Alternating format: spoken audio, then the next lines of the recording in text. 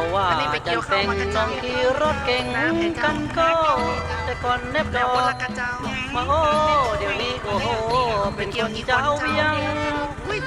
จันเป็งแต่ก่อนน้องเป็นคนเมืองมาเดียวได้เป็นแม่เลี้ยงหูเรื่องโอเมียงลูกลีขัวโมน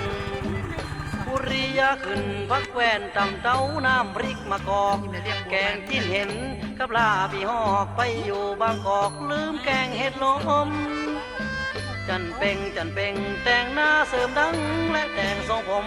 พ่อแม่เพื่อนสอนเพื่อนจมนั่งเหงาจงโง่มาดังเขาใส่ไม่จะบอกรถเครื่องมา